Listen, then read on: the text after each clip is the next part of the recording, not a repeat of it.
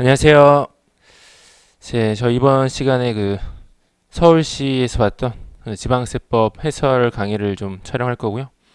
우선 9급을 보실 건데요. 9급 시험은 뭐 이번에 크게 어렵진 않았고, 저희가 이제 기본적인 내용을 위주로 못했고요. 그러니까 지문 봤을 때 뭐 네 가지 중에 정답은 약간 명확하게 나오고 나머지를 잘 모르더라도 충분히 답은 찾을 수 있는 그런 시험이었다라고 보고요. 그래서 좀 공부를 좀 제대로 하셨으면, 그러니까 9급 시험 끝나고 뭐 짧은 기간이었지만 그때 동안 좀 바짝 하셨으면 제가 볼 때는 90점까지도 나올 수 있는 그 정도 수준이었고요. 그래서 과표를 물어본 게 하나 있긴 했는데 세율 물어보는 게 그거 하나 빼놓고는 뭐 나머지는 뭐 크게 어렵진 않았고요. 그리고 지방세 특례 제한법도 나오지 않았기 때문에 충분히 이제 90점에서 뭐 실수한다 쳐도 85점 이상은 뭐 충분히 받을 수 있는 시험이었다라고 보시면 돼요. 그래서 저희가 이제 서울시 그 지방세법 A형 가지고 문제 해설을 좀 보도록 할게요. 보시면 1번에 지방세 기본법상 기간하고 기한에 대한 설명으로 가장 옳지 않은 것은, 그래서 보시면은 1번 우편으로 과세표 신고서를 제출한 경우에 우편 법령에 따른 통신 날짜 도장이 찍힌 날에 신고된 걸 보겠다. 그래서 저희는 기본적으로 발신주의니까요. 그래서 도장 찍힌 날이 되는 거고, 자, 이번에 통신 날짜 도장이 찍힌 날짜가 분명하지 않거나 도장이 찍히지 않았다면 도달한 날이 아니죠. 이때는 저희가 일반적으로 걸리는 그 우편 송달 일수가 있잖아요. 그래서 그것도 역으로 이제 계산하겠다. 그래서 이거는 뭐 9급부터 이제 국가적으로 준비하신 분이라면 당연히 맞추는 그런 기본적인 문제고요. 뭐 3번은 쉬는 날이면 그 다음 날이 될 거고, 4번에 뭐 전자로 했다면 그 정보통신망에 저장될 때가 된다. 그래서 1번 문제는 뭐 당연히 맞추는 문제, 아주 기본적인 문제였고, 2번 보시면 레저세에 대한 설명으로 가장 옳지 않은 것은, 레저세는 이제 불량자수 얼마 되지 않기 때문에 나오면 맞춰야 되는 그런 내용이고요. 왜냐면 이거는 실제 법정 자체가 몇 페이지 없고, 그래서 여러분이 공부를 하셨다면 당연히 맞추는 문제인데, 보시면 2번 바로 보시면요. 레저세 납세 의무자는 레저세 과세 대상에 해당하는 승마 투표권 및 승자 투표권을 매입하는 자다. 아니죠. 이건 사업을 하는 자죠. 경마장이나 뭐 이런 경륜장을 하는 사업자가 대상이 되는 거죠. 그래서 나머지 뭐 기본적인 거 한번 읽어보시면 되고요. 3번 재산세 보시면은 재산세로 옳지 않은 것은, 1번에 상소에 게시가 된 재산으로서 상속 등기가 이행되지 않고 사실상의 소유자를 신고하지 않았을 때에는 상속인 각자가 재산세를 납부할 의무가 있다 라고 되어 있는데, 아니죠. 주된 상속인이 되는 거죠. 주된 상속자가 납세 의무자가 된다. 그래서 이것도 납세 의무자는 뭐 저희가 계속 다뤘던 내용이고 충분히 다 맞출 수 있는 내용이었다 보시면 되고요. 이번에 뭐 재산세 보통 징수하는 거고, 그 다음에 재산세만 있는 규정이 이제 물납도 가능하더라. 그 다음에 4번에 2,000원 미만이라면 이제 세금 걷지 않겠다라고 하는 내용이고요. 4번에 용어에 대한 내용인데 이것도 뭐 되게 쉬운 거죠. 보시면은 가장 옳지 않는 것은 해서 2번 바로 보시면은 납세 의무자는 지방세법에 따라 지방세를 특별징수에서 납부할 의무가 있는 자를 말한다. 이것도 마찬가지로 국세부터 공부하신 분이라면 뭐 당연히 알 수 있는 내용이죠. 특별징수 의무가 이제 그냥 간단히 생각하시면 원천징수랑 거의 겹치는 내용이니까 납세 의무자에는 저희가 특별징수 의무자는 제외하죠. 알겠죠? 그래서 그것도 충분히 맞출 수 있는 내용이었고요.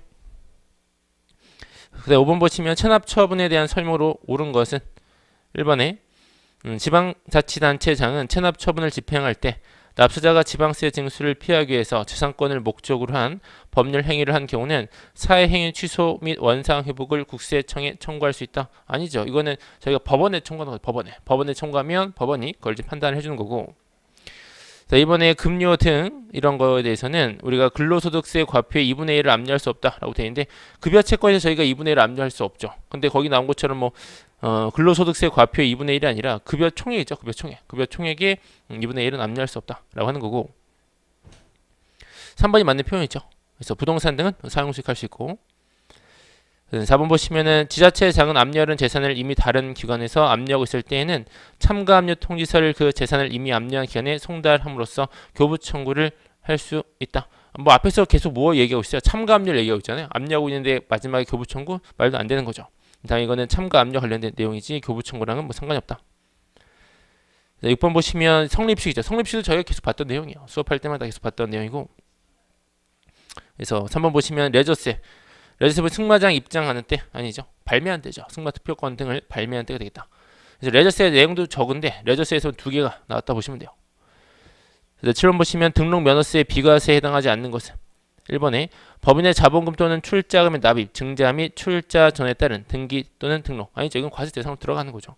그래서 나머지 보시면은 뭐 단순 변경, 그 다음에 묘지 관련된 것들, 그 다음에 표시 변경 이런 것들이 이제 과세를 하지 않는 거고. 8번 보시면은 이제 부가에서 옳지 않은 것은 보시면은 1번에 수정신고를 하고자 하는 자는 지자체장이 지방세 관계법에 따라 그 지방세 과세 표준과 세액을 결정 또는 경정해서 통지하기 전까지 수정신고할 수 있죠. 맞고. 이번에 결정 또는 경정 청구를 받은 지자체장은 그 청구를 받은 날로부터 1개월 이내 과세 표준 및 세액의 결정, 경정 결과를 통지해줘라. 아니죠. 저희가 통지는 2개월 이내 해주겠다. 그래서 이것도 뭐 국세부터 하셨던 분이라면 당연히 알 수 있는 내용이고.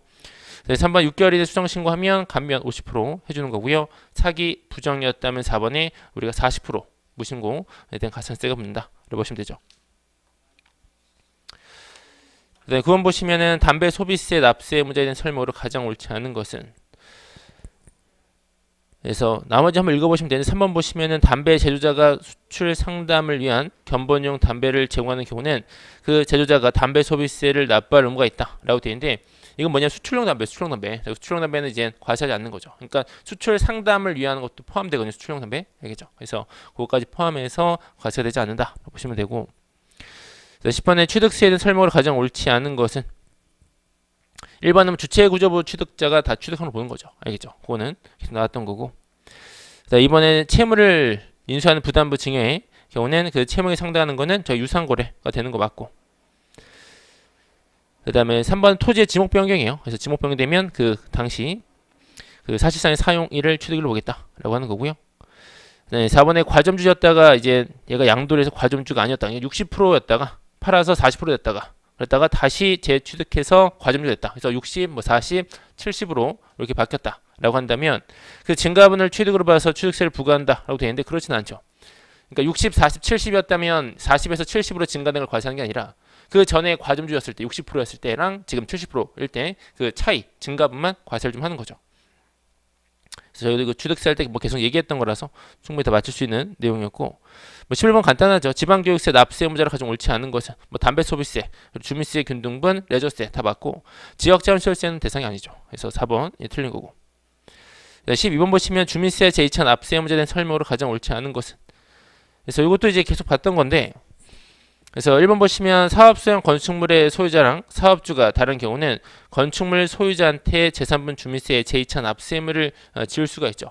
그리고 그 건물주가 비과세 대상일지라도 과세를 하는 거예요. 그래서 4번 보시면은 그 사업소형 건축물의 소유자가 비과세 대상인 경우에는 재산분 주민세의 제2차 납세 의무를 지을 수 없다라고 되는데 그래도 지운대요. 그래도. 알겠죠? 그래도 지우는 거니까 4번이 틀렸다는 거죠.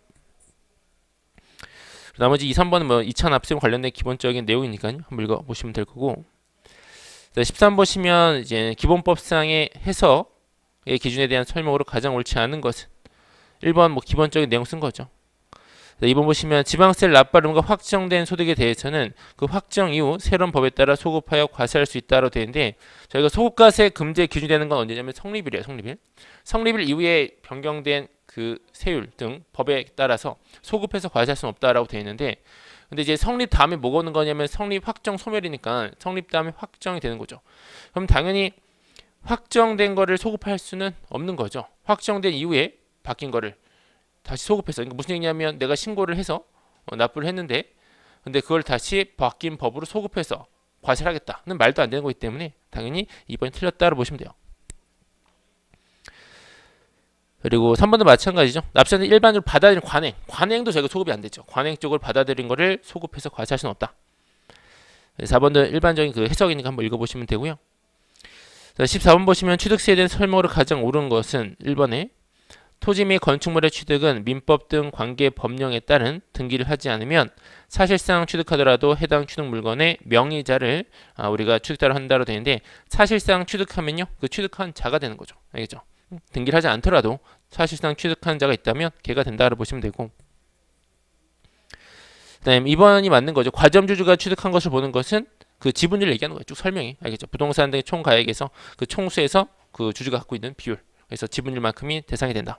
그래서 2번이 맞는 거고, 3번 토지나 건축물을 취득한 후에 10년 이내에 해당 토지나 건축물이 그러니까 사치성 재산이 중과세 대상으로 바뀐 거야. 알겠죠? 그러면 거기에 대해서 다시 어떻게 하겠다? 중과세를 추징을 하겠다라고 하는 건데 10년 아니고 이제 5년이겠죠. 5년. 5년 이내에. 그 다음에 4번 보시면 등기등록 관서장은 취득세가 납부되지 않았거나 납부 부족액을 발견하였을 때는 대통령으로 정하는 바에 따라 납세의무자의 거주지를 관할하는 지자체장한테 통보해야 된다로 되는데요. 거주지가 아니죠. 납세지죠. 납세지. 납세지를 관할하는 지자체장한테 통보를 해줘야 된다. 15번 보시면 지방 소비세에 대한 설명으로 가장 옳지 않은 것은 이제 부가세랑 같이 연계 생각하시면 되는 거죠. 지방 소비세는 부가세랑 같이 생각하시면 되고, 그래서 1번 보시면은 부가세법에 따라 부가세를 예정 신고, 확정 신고, 영세일 조기환급 신고, 납부하는 경우에 지방 소비세도 신고, 납부한 거로 보는 게 맞고, 이번에 지방 소비세 세액은 과세 표준의 11%죠. 그래서 89%가 이제 국세로 들어가고 11%가 지방 소비세로 들어가는 건데, 그래서 계산한 금액으로 하고 이 경우에 11% 중에서 6%에 해당하는 부분은 관련 법령에 따라 감수가 되는 취득세, 지방교육세, 지방교부세 및 지방교육재정교부금 보전 등에 충당하더라. 그렇죠? 이제 6%는 우리가 이제 취득세든 감소되는 부분에 좀 메꾸겠다고 보시면 되죠. 그래서 취득세 주택액분 있잖아요. 원래 4%인데 저희가 이제 1%, 2%, 3% 이렇게 감수가 좀 돼 있다 보니까 그런데 좀 충당을 할 수 있다.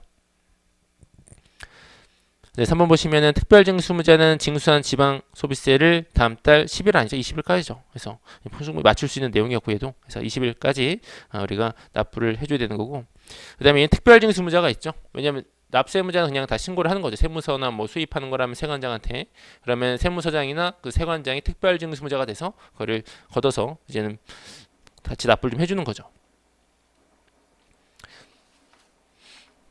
그다음 16번 보시면요. 지방세 세목과 그 다음에 그 세목에 대한 설명으로 가장 옳은 것은 1번에 지방세는 보통세랑 목적세로 구분하고요. 목적세는 지역자원시설세랑 지방소득세가 아니죠. 지방교육세가 있더라. 그래서 두 가지가 있는데 지역자원시설세랑 지방교육세.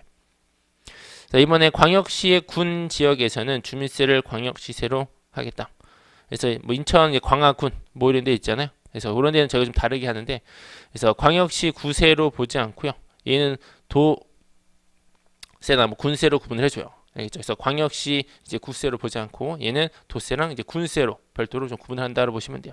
그래서 이런 군 지역이 있는 애들은 3번의 광역시의 경우는 지방세법에 따른 주민세 재산분 및 종업원 구세로 하죠. 그래서 광역시 같은 경우는 이거를 이제 구세로 좀 돌리겠더라. 광역시 자체 돈이 좀 없다 보니까. 그래서 그거는 저희 설명할 수업 시간에 계속 얘기했던 거였기 때문에 나머지 잘 몰라도 동그라미 2번은 모를 수는 있거든요. 동그라미 모를 수 있는데 근데 3번을 충분히 맞출 수 있는 지문이었고, 4번의 특별자치시세 세목은 담배 소비세를 제외하고 광역시세의 세목과 구세의 세목을 모두 포함하고 있다. 아니죠. 특별자치세는 다 포함하는 거죠. 얘네들은. 알겠죠? 전체 세목을 다 포함을 하고 있더라. 그다음 17번 보시면은 지방세 체납 행정 체제에 대한 설명으로 가장 옳지 않은 것은 1번 보시면은 지방자치단체장은 대통령 정하는 사유 없이 지방세를 체납하면요, 얘들을 뭐 허가를 받은 사업이라면 허가를 하지 않을 것을 요구할 수 있죠. 그래서 관할사업을 뭐 제한하는 게 있고, 그리고 2번 보시면 지자체장은 허가 등을 받아 사업을 경영하는 자가 지방세를 3회 이상 체납한 경우로서 그 체납액이 30만 원 이상이라면 그 사업하던 거를 정지나 허가 등의 취소도 요구할 수 있더라. 그래서 얘는 사업하던 애니까 바로 취소할 수는 없고 우선 횟수랑 금액에 제약이 걸리더라 이거죠. 그 다음에 3번 출국금지하는 거죠. 그래서 정당한 사유 없이 3천만 원 이상 체납했다면 우리가 출국금지를 요청할 수 있고요.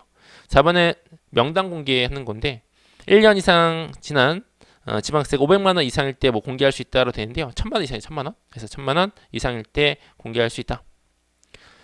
18번 보시면 납세의무 확장 그리고 보충적 납세의무로 가장 옳은 것은 1번 연대 납세 의무에서 공동주택 공유물 제외한 나머지 공유물이나 공동사업은 저희가 다 연대 납세 의무가 있죠. 그래서 1번이 뭐 바로 맞는 내용이었고, 2번은 쭉 읽어보면 그 출자자, 비상장 법인의 과점 주주가 책임을 지는 건데 그때 과점주를 어떻게 표현했냐면 얘가 두 번째 줄 끝에 보시면요. 50% 이상이면서 권리를 실질적으로 행사하는 자를 의미한다 라고 되어 있거든요. 근데 저희가 과점주는 50%를 초과를 해줘야 되기 때문에 당연히 거기서 틀렸다 라고 보시면 되고, 그리고 3번 보시면 법인 합병으로 인한 납세의무 승계에는 납세의무가 성립된 지방세는 확정에 의해서 모두 승계되며 아니죠. 그런 거 없다 그죠. 성립만 되면 다 넘어가는 거지 성립된 게 확정돼서 넘어간다가 아니라 성립만 되면 다 승계가 되는 거예요. 한도 없이. 그리고 4번에 사업 양수인 제2차 납세 의무에서 사업의 포괄적 양수인의 경우 지방세 부족액 전액에 대해서 제2차 납세 의무를 진다. 아니 한도가 있죠. 한도. 양수한 재산가액까지만. 그래서 거기까지만 가지고 책임을 진다. 19번 보시면 이제 지역자료 시설세 그 과표랑 그 세액이 나온 건데요. 그래서 이건 좀 실수할 수는 있겠지만 그래서 보시면 3번이요. 3번 화력 발전은 우리가 발전량 킬로와트 시당 3원에 0.3원으로 간다라고 보시면 돼요. 그래서 거기에 이제 틀렸다라고 보시면 되고요.